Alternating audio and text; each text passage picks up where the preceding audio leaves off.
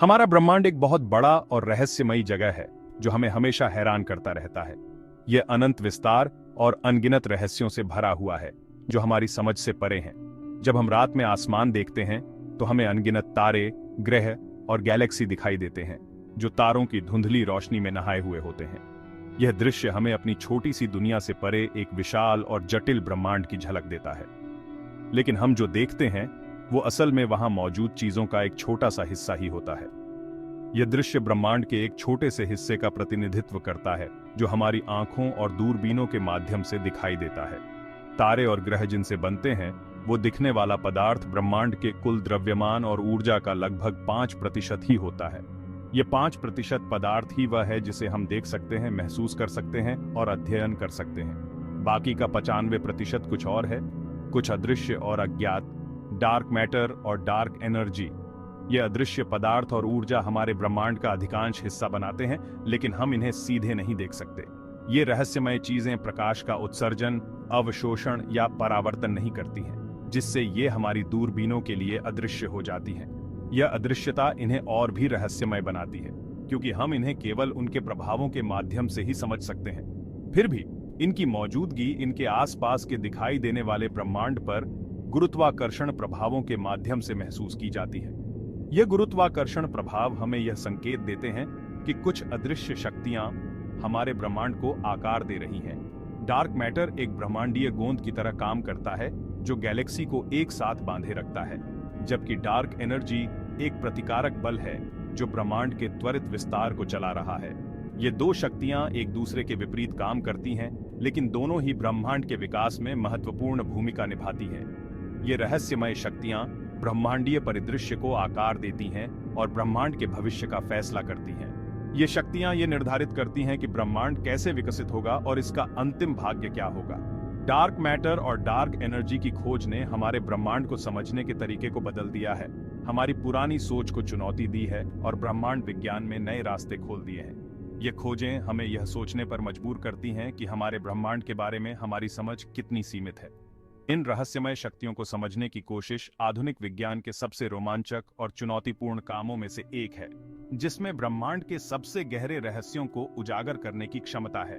वैज्ञानिक दिन रात इन रहस्यों को सुलझाने में लगे हुए हैं ताकि हम अपने ब्रह्मांड को और बेहतर समझ सकें और इसके अनगिनत रहस्यों को उजागर कर सकें।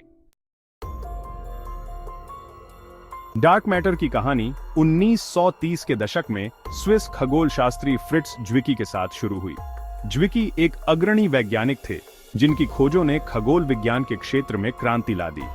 ज्विकी क्लस्टर के भीतर गैलेक्सी की गतिविधियों का अध्ययन कर रहे थे, जो गुरुत्वाकर्षण द्वारा एक साथ रखा गया गैलेक्सी का एक विशाल समूह है। यह क्लस्टर ब्रह्मांड के सबसे बड़े संरचनाओं में से एक है जिसमें हजारों गैलेक्सी शामिल हैं। उन्होंने कुछ अजीब देखा। गैलेक्सी जितनी तेजी से घूम रही थी उतनी तेजी से नहीं घूमनी चाहिए थी जितनी कि क्लस्टर के दिखाई देने वाले द्रव्यमान के आधार पर होनी चाहिए थी। यह एक रहस्य था क्योंकि यह हमारे गुरुत्वाकर्षण के मौलिक सिद्धांतों के खिलाफ था। दिखाई देने वाला पदार्थ अकेले क्लस्टर को अलग होने से रोकने के लिए पर्याप्त गुरुत्वाकर्षण खिंचाव प्रदान नहीं कर सकता था। यह एक महत्वपूर्ण अवलोकन था जिसने खगोलविदों को सोचने पर मजबूर कर दिया कि क्या कुछ और भी है जो इस गुरुत्वाकर्षण खिंचाव को बढ़ा रहा है। ज्विकी ने एक अलग ही हल सुझाया। कुछ अदृश्य पदार्थ होना चाहिए जिसे उन्होंने डंकल मैटर, जर्मन में डार्क मैटर, कहा, जो क्लस्टर को एक साथ रखने के लिए आवश्यक अतिरिक्त गुरुत्वाकर्षण प्रदान कर रहा था। यह एक क्रांतिकारी विचार था जिसने खगोल विज्ञान के क्षेत्र में एक नई दिशा दी। उन्होंने तर्क दिया कि यह अदृश्य पदार्थ प्रकाश के साथ प्रतिक्रिया नहीं करेगा, जिससे इसे सीधे देखना असंभव हो जाएगा। यह पदार्थ केवल अपने गुरुत्वाकर्षण प्रभावों के माध्यम से ही देखा जा सकता है, जो इसे और भी रहस्यमय बनाता है। ज्विकी के विचार को शुरुआत में संदेह की नजर से देखा गया, लेकिन दशकों में अन्य गैलेक्सी समूहों और अलग-अलग गैलेक्सी के अवलोकनों ने डार्क मैटर के लिए अधिक से अधिक सबूत दिए। खगोलविदों ने विभिन्न तकनीकों का उपयोग करके इस अदृश्य पदार्थ के अस्तित्व की पुष्टि की। खगोलविदों ने पाया कि सर्पिल गैलेक्सी के रोटेशन कर्व्स, जो तारों और गैसों की कक्षीय गति को उनके गैलेक्सी केंद्र से दूरी के रूप में दर्शाते हैं, भी उम्मीदों से अलग थे। यह एक और संकेत था कि कुछ अदृश्य पदार्थ गैलेक्सी की गतियों को प्रभावित कर रहा था। इन गैलेक्सी के बाहरी क्षेत्रों में तारे दिखाई देने वाले पदार्थ के आधार पर जितनी तेजी से घूमने चाहिए थे, उससे कहीं अधिक तेजी से घूम रहे थे। यह एक और प्रमाण था कि डार्क मैटर का प्रभाव गैलेक्सी के बाहरी क्षेत्रों तक फैला हुआ है। इस खोज ने डार्क मैटर के अस्तित्व के लिए और समर्थन प्रदान किया, यह सुझाव देते हुए कि यह गैलेक्सी के चारों ओर एक विशाल अदृश्य प्रभामंडल बनाता है, जो तारों और गैस की दिखाई देने वाली डिस्क से कहीं अधिक दूर तक फैला हुआ है। यह प्रभामंडल गैलेक्सी की संरचना और गतियों को स्थिर रखने में महत्वपूर्ण भूमिका निभाता है। डार्क मैटर का अध्ययन आज भी जारी है और वैज्ञानिक इसके गुणों और व्यवहार को समझने के लिए नए-नए तरीकों का उपयोग कर रहे हैं। यह एक रहस्यमय पदार्थ है जो ब्रह्मांड के अधिकांश द्रव्यमान का हिस्सा है, लेकिन फिर भी हमारी समझ से परे है। भविष्य में उन्नत दूरबीनों और सिमुलेशनों के माध्यम से हम डार्क मैटर के रहस्यों को और भी गहराई से समझने की उम्मीद कर सकते हैं। यह एक रोमांचक यात्रा है जो हमें ब्रह्मांड के गहरे रहस्यों की ओर ले जा रही है।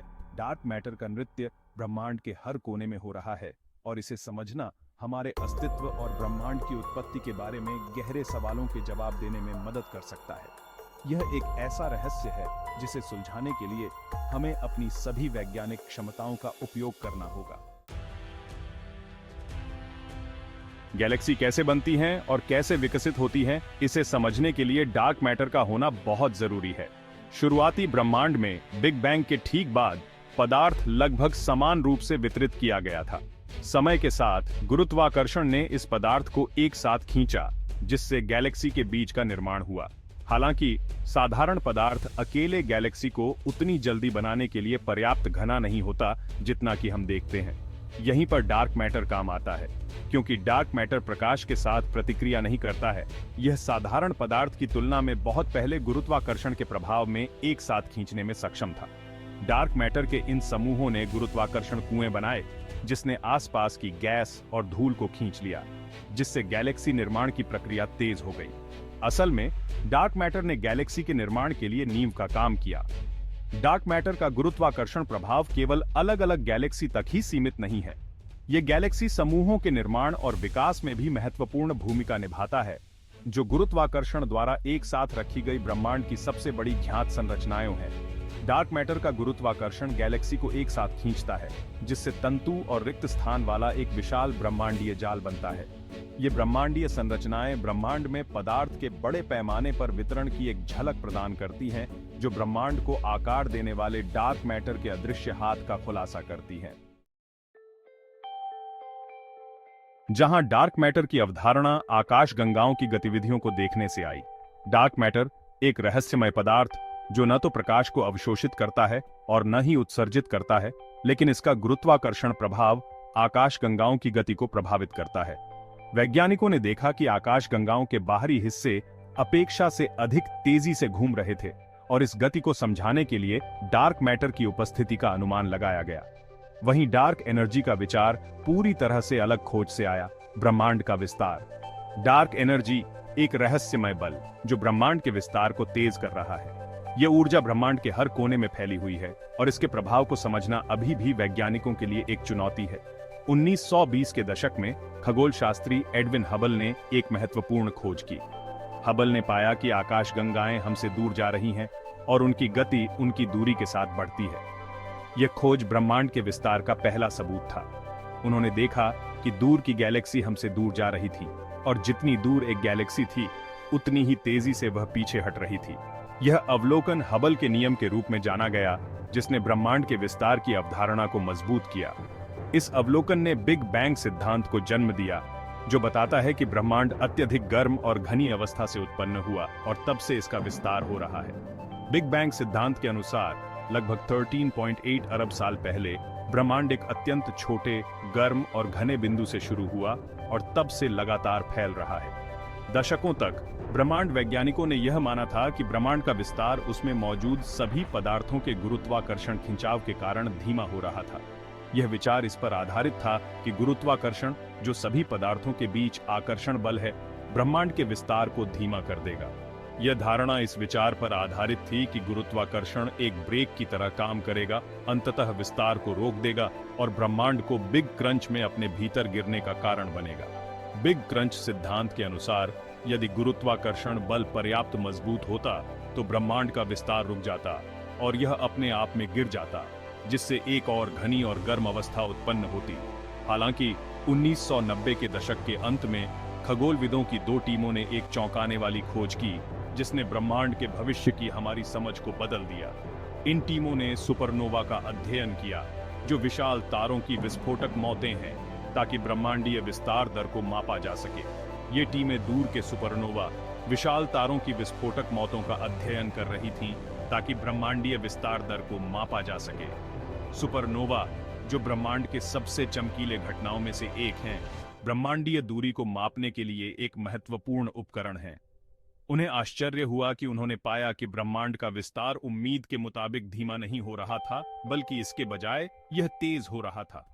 यह खोज ब्रह्मांड के विस्तार के बारे में हमारी समझ को पूरी तरह से बदल देती है। जितनी दूर एक सुपरनोवा था, उतना ही धुंधला दिखाई देता था। यह दर्शाता है कि ब्रह्मांड अतीत में आज की तुलना में तेजी से फैल रहा था। यह अवलोकन इस बात का प्रमाण था कि ब्रह्मांड का विस्तार धीमा नहीं हो रहा था, बल्कि यह तेजी से हो रहा था। इस खोज ने वैज्ञानिक समुदाय में हंगामा मचा दिया, जिससे ब्रह्मांड वैज्ञानिकों को ब्रह्मांड के अपने मॉडलों पर फिर से विचार करने के लिए मजबूर होना पड़ा। वैज्ञानिकों ने डार्क एनर्जी की अवधारणा को प्रस्तावित किया, जो इस तेजी से विस्तार के लिए जिम्मेदार हो सकती है। डार्क एनर्जी, जो ब्रह्मांड के लगभग 68% हिस्से को बनाती है, अभी भी एक रहस्य है और इसका अध्ययन जारी है।